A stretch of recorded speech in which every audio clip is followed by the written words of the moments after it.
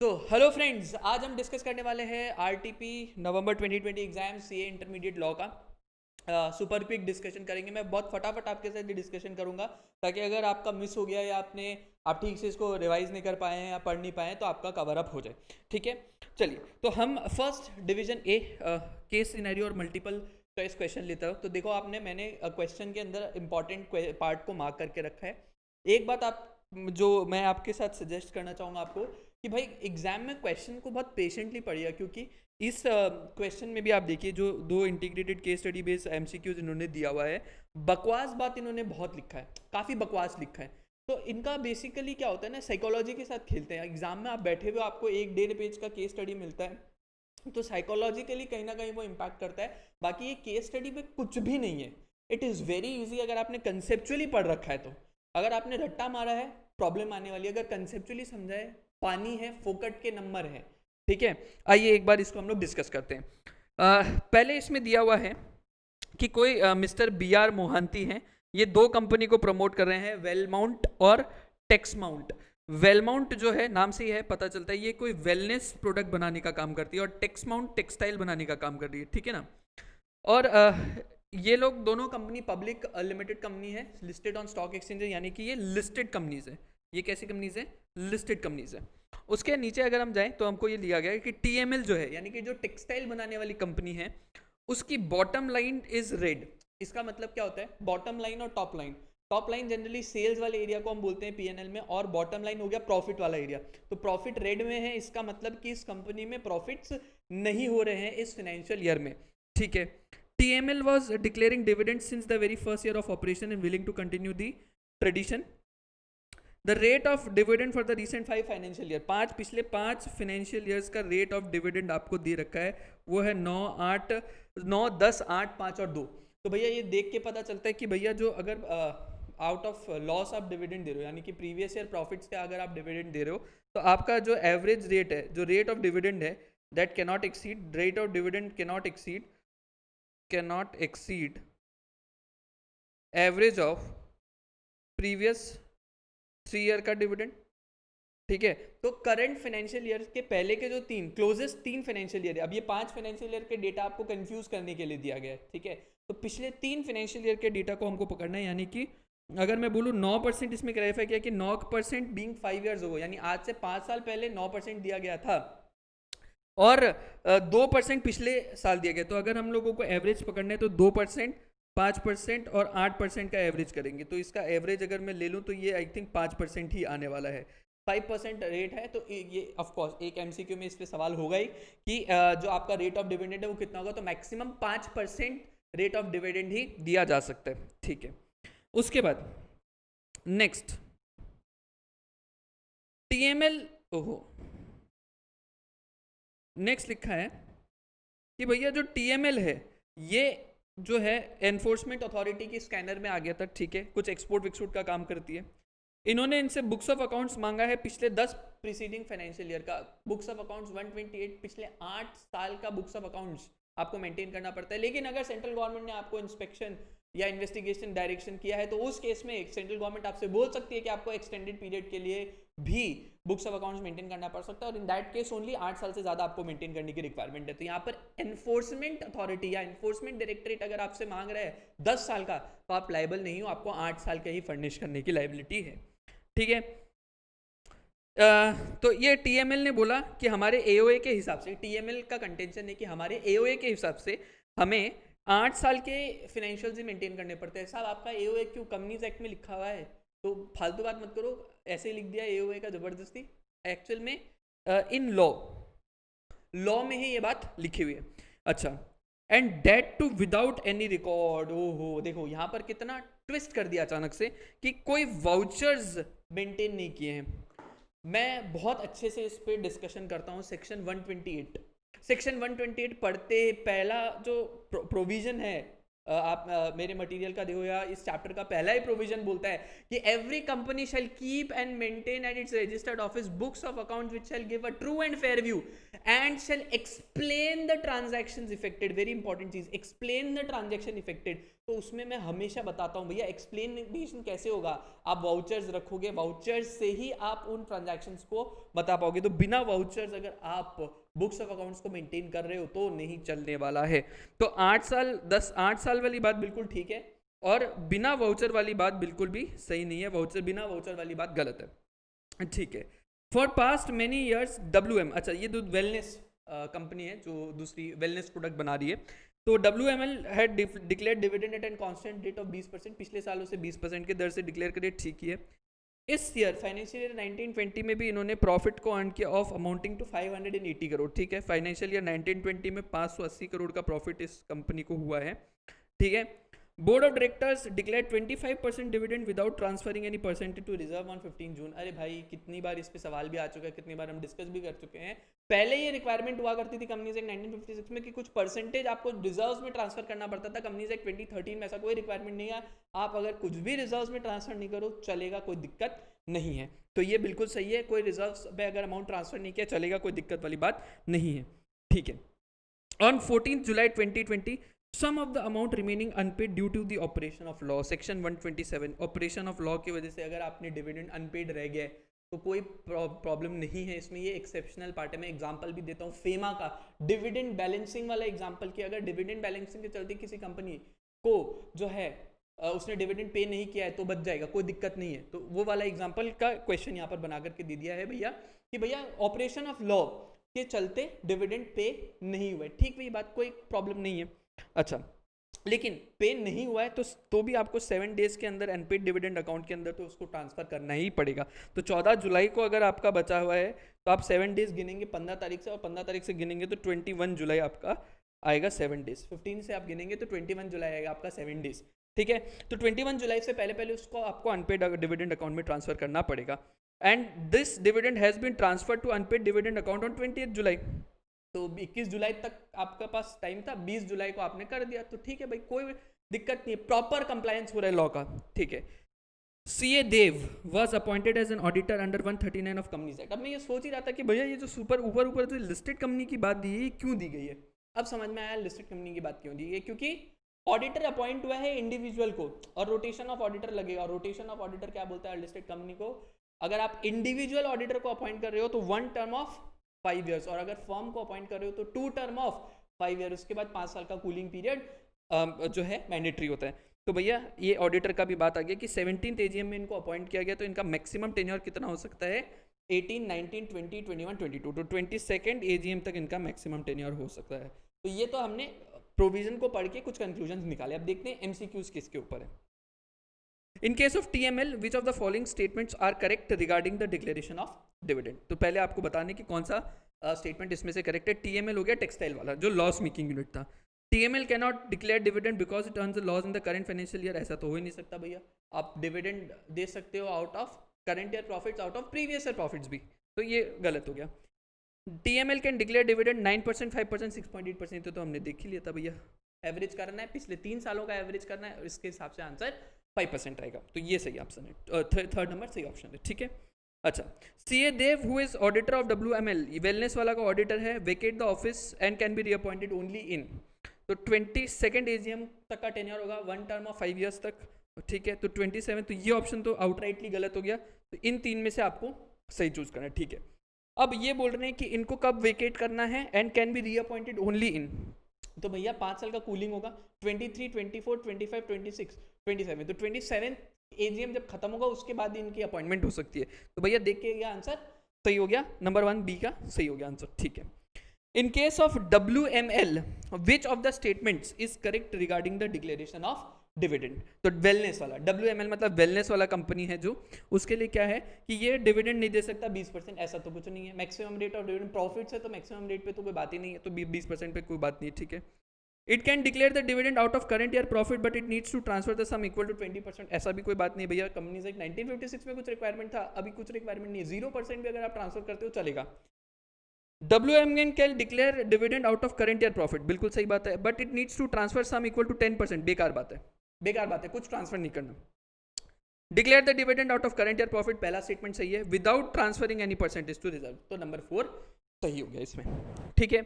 In case of TML regarding maintenance and keeping of books of account which of the following statement holds the truth. तो भैया 10 preceding financial year तक books है, तो ये तो outrightly गलत हो गया ऑप्शन, ठीक है। Does not violate the provision of law because it keeps the books of account for 8 preceding financial year. ये थोड़ा सा सही लग रहा है, लेकिन 3 और 4 भी पढ़ लेते हैं। TML violate the provision of law because it keeps the books of accounts for 8 immediately preceding financial year without keeping relevant voucher recording। तो ये बिल्कुल सही है, ये गलत है। ये अच्छा, ये doesn't violate, सॉरी ये does not violate लिखा, it actually violates the provisions of law। भैया आप 8 साल तक तो ठीक है, 8 साल वाला बात तो बिल्कुल ठीक है, लेकिन आप वाउचर्स नहीं लग रहे हो। 128 सबसेक्शन 1 पहला सेक्शन ये बोलता है every company shall keep and maintain at it registered office books of account which shall give true and fair review and also explain the transaction affected। तो explanation कैसे होगा? vouchers के साथ ही तो आप explain करोगे, ठीक भी बात। does not violate तो गलत हो गया, ठीक है। तो इसमें आप देखो, ये तो आप नॉर्मली एलिमिनेशन से भी सक जाते, अगर आप इसको देखें नॉर्मली, इसमें अगर आप मेथड ऑफ एलिमिनेशन लगाते तो भी चल जाता। ये 10 प्रीसीडिंग ईयर एलिमिनेट हो गया, ये देखो डज नॉट वायलेट, तो ये 2 ऑप्शन भी आपका ऐसे ही एलिमिनेट हो गया, बच गया यही ऑप्शन, ठीक है। तो कई बार एमसीक्यूज में एलिमिनेशन टेक्निक भी काम आ जाता है, बहुत हेल्पफुल होता है to guess the correct answers, ठीक भी बात। चलो, regarding the declaration and distribution of dividend by wellness WML which of the following is correct? WML ने वायलेट किया law because some dividend remain unpaid. नहीं भाई, बिल्कुल भी नहीं, कोई वायलेशन नहीं किया। WML वायलेट द लॉ, बिल्कुल भी वायलेशन नहीं हुआ है। WM does not violate the law because unpaid dividend was transferred prior to 21 July, बिल्कुल सही आंसर है, ठीक है। ये बेकार हो गया, ठीक है। तो चलो, तो ये हो गया डिस्कस। तो फर्स्ट देखो, अगर अगेन मैंने आपको हमेशा से कहा है ये चीज़, integrated case study based MCQ लाने का पर्पस ही ये था कि ऊपर ऊपर से ना पढ़ के जाए, ठीक है। तो अगर आप कंसेप्चुअली पढ़े, ठीक है, नहीं भी किया है तो एक बार यार कम से कम एक बार जो भी चैप्टर्स में आपको थोड़ा लगता है, मैंने फुल रिविजन सेशन डाले, प्रमोशन नहीं कर रहा हूँ अपना, बट उसको देख लेना थोड़ा सा कंसेप्चुअली, क्योंकि ये बहुत ईजी स्कोरिंग मार्क्स है। यू कैन स्कोर 30 में से 30 इन क्वेश्चंस के अंदर, ठीक है। तो please do not miss out on these MCQs, they are very very important, ठीक है। अब next integrated case study based MCQ पे चलते हैं। Mister Purushottam Prasad, a business graduate from a leading B school running chain of restaurant as a sole proprietor concern. तो जिंदगी में अकेला आदमी है, अकेला आदमी बिजनेस चला रहा है, ठीक भी बात। ये जो प्रसाद है किसी चिन्मय के साथ मिला, ठीक है, जो इसका स्कूली दिन का दोस्त था, बहुत बढ़िया बात है। प्रसाद ने कुछ एडवाइस मांगा अपने स्कूल के दोस्त से, D फॉर दोस्त बोल दो। प्रसाद ने दोस्त से एडवाइस मांगा regarding conversion of sole proprietorship to company and also explain his intention to keep the entire control in his hand। Mr. Das told about the new type of company। अरे company से 2013 में आया ना 1% company का concept, तो 1% company के बारे में बका होगा 262, ठीक है, 1% कंपनी के बारे में बक दिया। Mr. Prasad felt OPC is correct form of business and hence promoted an OPC Casa Hangout Private Limited on 14 September 2019, ठीक भी बात। He himself became the sole member। Mr. Prasad appointed his younger son Mr. Vijay who was 21 year old as nominee, ठीक है। तो विजय को मैं बोल देता हूँ वारिस, तो विजय को वारिस को अपना नॉमिनी बनाया, ठीक है, नॉमिनी या वारिस बनाया, लीगल एयर बनाया, जो इसका सन था। तो प्रसाद मेन आदमी है, दास इसका दोस्त हो गया और विजय इसका वारिस हो गया। तो ये क्या होता है, जब मैं ऐसा कुछ लिंक कर देता हूँ ना, तो क्वेश्चन में जब नीचे मेरे को क्वेश्चन पढ़ूंगा ना, थोड़ा रिकलेक्ट करने में काफ़ी इजी होगा, एज कंपैरेटिवली मुझे काफ़ी इजी होगा, नाम में कन्फ्यूजन नहीं होगा, ठीक है। मिस्टर विजय यानी जो वारिस था, अच्छा ये ऊपर है गया। Mister Anand who is an old friend of mister Prasad appointed as a director of OPC। Mister Prasad himself also became the director of company, ठीक है। तो आनंद को एक एक्स्ट्रा अलग से डायरेक्टर अपॉइंट कर दिया, ठीक है ना। He was appointed, mister Anand was अलग से डायरेक्टर इन OPC। मैंने बता रखा OPC में मिनिमम एक होता है, ज़्यादा भी हो सकता है, डायरेक्टर मिनिमम एक होता है, एक से ज़्यादा भी डायरेक्टर हो सकते हैं, कोई दिक्कत नहीं है, लेकिन मेंबर अकेला ही होगा। तो सोल मेंबर प्रसाद है और आनंद जो है अलग से एक डायरेक्टर बना दिया गया अलॉन्ग विद मिस्टर प्रसाद, और वारिस यानी मिस्टर विजय वारिस बन गया कंपनी का। मिस्टर विजय यानी जो वारिस था ये प्रोफेशनल फोटोग्राफर है, ठीक है। ही established a photo studio in form of OPC। ये भी देखो, ये गरीब आदमी भी बेचारा OPC बनाया है, फोटोग्राफर है, फोटोग्राफी करने के लिए, ठीक है। 20 मार्च को बनाया, in which mister Prasad is nominee and he became the sole member. पप्पा को नॉमिनी, मिस्टर प्रसाद पप्पा को नॉमिनी बनाया और he himself is the sole member, ठीक है। In the mean time mister Vijay also gave his consent as a nominee to another OPC in which elder brother mister Shankar is a sole member. एक और OPC को consent दिया नहीं साहब, एक आदमी एक ओपीसी का मेंबर और एक ओपीसी का नॉमिनी हो सकता है, बात खत्म। एक ओपीसी का मेंबर, एक ओपीसी का नॉमिनी, उसके अलावा नहीं बन सकता। तो दो जगह नॉमिनी बना, ये गलत है, ठीक है। Mister Prasad met an accident, जो पप्पा थे, एक्सीडेंट से मीट हो गया 25 मार्च को लॉकडाउन के टाइम पे, in which he lost his life. Nomination clause invoked, resultantly mister Vijay had to take over charge of Casa Hangout, जो पापा ने कंपनी बनाया था कासा हैंगआउट ओपीसी, उसका चार्ज लेना पड़ा as a member with immediate effect, ठीक है। Mister Shankar was appointed as a new, अब वो जब जो वारिस है विजय, वो जब चार्ज लेगा तो एक एक्स्ट्रा नॉमिनी बनाना पड़ेगा, तो इसने मिस्टर शंकर को नॉमिनी बनाया, ठीक है, of Casa Hangout. Mr. Shankar is of the opinion that OPC need to amend its object clause and need to carry out investment securities of body corporate, नहीं कर सकता। OPC जो है बॉडी कॉर्पोरेट्स के securities में investment का काम carry out नहीं कर सकता, मनाही है, तो ये भी गलत बोल दिया इसने, ठीक है। Financial statement of Casa Hangout is not containing cash flow statement, exemption है कैश फ्लो स्टेटमेंट बनाने से, small company OPC in companies को एग्जाम्पशन है कैश फ्लोज बनाने के लिए, ठीक है, नहीं बनाता तो ठीक है। Who is signed by mister Anand, जो अलग से डायरेक्टर था कासा हैंगआउट का, उसने साइन किया, एक ही डायरेक्टर, तो ठीक है भैया, ओपीसी के फाइनेंशियल एक डायरेक्टर कर दे, कोई दिक्कत नहीं है उसमें। अच्छा, अब देखते हैं क्वेश्चन क्या है। With reference to appointment of mister Vijay and mister Shankar as nominee to Casa, which of the who is eligible to be the nominee of OPC, क्या नेचुरल पर्सन है, नेचुरल पर्सन भी होता है, लीगल पर्सन, लीगल पर्सन तो नहीं, natural person होना पड़ेगा, companies वगैरह नहीं बन सकती। Natural person who is resident of India excluding minor, ये भी सही है। Natural person resident as well as citizen of India excluding the minor, ये तीनों क्राइटेरिया चाहिए होती है। नेचुरल पर्सन भी होना चाहिए, रेजिडेंट भी होना चाहिए, सिटीजन भी होना चाहिए, एक्सक्लूड करना चाहिए माइनर, तो ये सबसे अप्रोप्रिएट ऑप्शन है, ठीक हुई बात। अब मिस्टर शंकर, वो जो प्रसाद थे, प्रसाद मरने के बाद बेटा वारिस जो था विजय, वो बना जो है मेंबर, विजय बनने के बाद उसने अपॉइंट किया शंकर को एज अ नॉमिनी, तो ये शंकर की बात कर रहे हैं। Mister Shankar if wish to withdraw his consent as nominee can do so by giving notice to director of OPC, sole member and to OPC, दोनों को जो है दे करके ये कर सकता है, ठीक है। उसके बाद with reference to legal position, which of the following statement is correct with regard to ceiling, तो सीलिंग में तो बताया एक में ओपीसी बन सकता है, नॉमिनी इन अनदर बन सकता है, तो 3 हो गया, ये भी ठीक है। उसके बाद which of the following statement is correct in reference to financial statements must be signed by at least one director, तो ये भी हमने डिस्कस कर लिया। With reference to opinion of mister Shankar to carry out investment in securities, cannot carry out NBFCs, non banking financial investment activities and investment in securities, ये बिल्कुल सही बात है, ओपीसी रिलेटेड, ठीक है। तो ये सब तो बेसिक कंसेप्चुअल इजी बात है, तो ये इसमें तो कोई खास इसमें है नहीं, तो इसका आंसर 3 3 3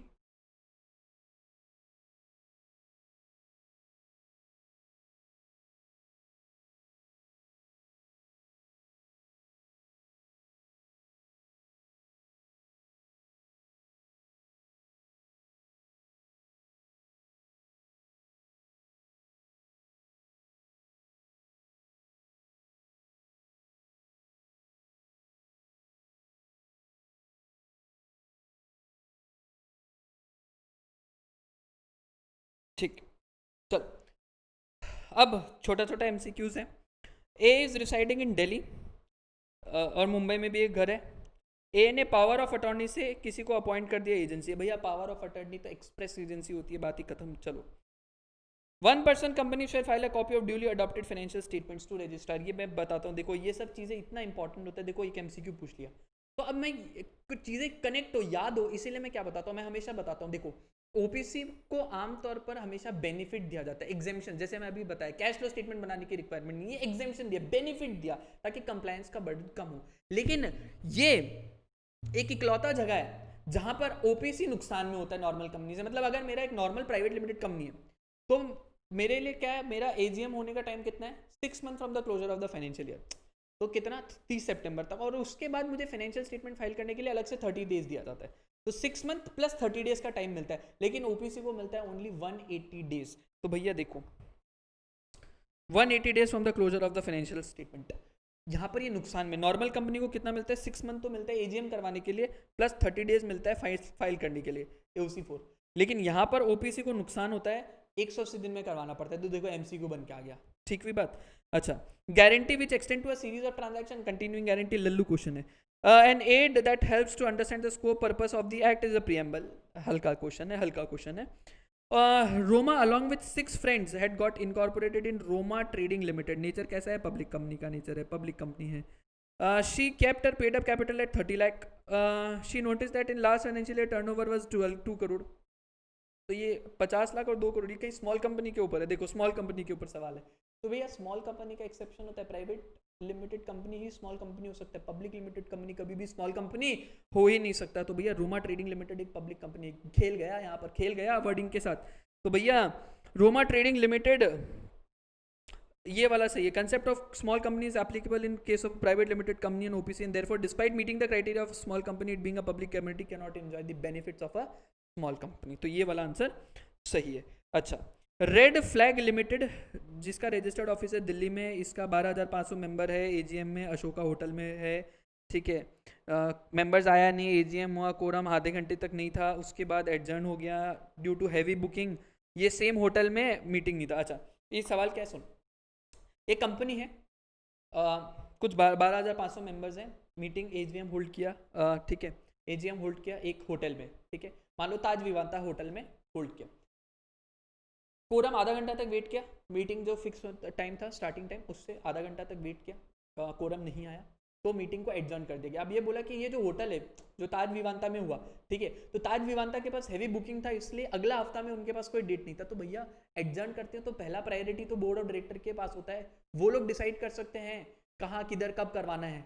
तो भैया यहाँ पर कोई दिक्कत नहीं है, बोर्ड ऑफ डायरेक्टर अलग जगह भी करवा सकते हो। तो देखो, meeting will stand adjourn automatically to same place and time in next week as per the provisions of law. नहीं भैया, same banquet hall is not available, meeting can be held as different place as may be decided appropriate by the board of directors। बिल्कुल सही बात है। a fresh notice of 21 days ये बेकार है, electronical ये बेकार। देखो फालतू दोनों, ये तो दो पढ़ के पता चल रहा है बेकार है। There is no alternate to hold the meeting except, ये पॉसिबल नहीं, मतलब अगर आप कॉमन सेंस भी लगाए तो ये तीन ऑप्शंस तो बिल्कुल भी पॉसिबल नहीं है, तो बी ही सही है इसमें। अच्छा, श्रेयस मैकेनिक्स लिमिटेड एक ज़मीन होल्ड करता है जो इसने बहुत पहले ख़रीदा था, प्रॉपर्टी रेट्स बढ़ रहे थे तो इन्होंने रिवैल्यूएशन किया, और रिवैल्यूएशन से कुछ प्रॉफिट आया। तो ये रिवैल्यूएशन का जो प्रॉफिट है 20 लाख का और 24 लाख का जो फ्री रिजर्व्स है, यानी 20 लाख का रिवैल्यूएशन रिजर्व है और 24 लाख का जो फ्री रिजर्व्स है, इन दोनों को यूज़ करके डिविडेंड देना चाहता है। तो भैया ये तो कितनी बार बता रखा है, फ्री रिजर्व्स का डेफिनेशन वही होता है कि वो रिजर्व जिससे डिविडेंड दिया जा सकता है, और डिविडेंड के सेक्शन में लिख दिया कि dividend can be paid only out of free reserve, specifically revaluation reserve को एक्सक्लूड किया। इसका लॉजिक भी बताया मैंने भैया, लॉजिक भी बताया।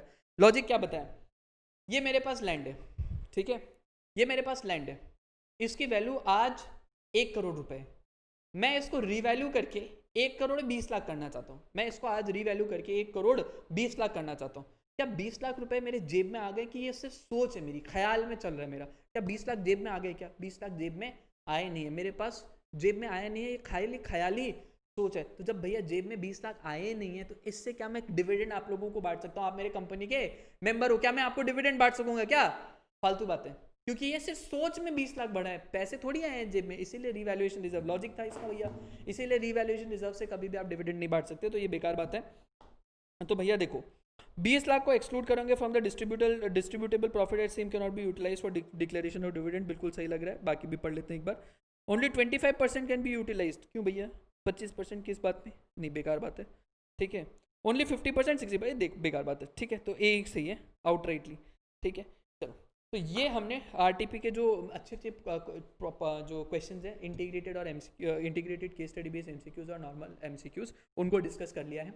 डिस्क्रिप्टिव क्वेश्चन स्कैनर वैनर से कॉमन है, इसमें कुछ अलग सा नहीं है। एक क्वेश्चन जो मुझे अच्छा लगा था वो ये था कि भैया कंटेंट्स ऑफ प्रोस्पेक्टस, सिंपली घुमा फिरा के केस स्टडी बना दिया है और इसमें कंटेंट ऑफ प्रोस्पेक्टस सेक्शन 26 वाला लिखने के लिए बोला है। तो कंटेंट ऑफ प्रोस्पेक्टस का ऊपर क्वेश्चन है, घुमा फिरा करके दे दिया है। तो कंटेंट ऑफ प्रोस्पेक्टस में मैंने लॉजिक बताया, कंपनीज अमेंडमेंट एक्ट 2017 में अमेंड किया था। पहले ये बहुत लंबा चौड़ा कंटेंट होता था, लेकिन कंपनीज अमेंडमेंट एक्ट 2017 में अमेंडमेंट किया, बोला कि जब ये सेबी ऑलरेडी देते हैं, सेबी ऑलरेडी बताता है डिस्क्लोजर्स क्या देना है, तो आप वही डिस्क्लोजर दो एज में भी प्रिस्क्राइब है सेबी। तो ये लिखा हुआ है 26 में। हाँ, कुछ चीज़ें बोला है, एक्सपर्ट का स्टेटमेंट चाहिए, ठीक है, एक्सपर्ट के द्वारा साइन भी होगा, डेटेड भी होगा, तो ये सारा चीज़ें तो नॉर्मल 26 में दिया हुआ है। तो ये तो हो गई। तो ये क्वेश्चन में बस मुझे थोड़ा ठीक लगा, क्योंकि जो है एक केस स्टडी बना करके थ्योरेटिकल क्वेश्चन पूछ लिया था।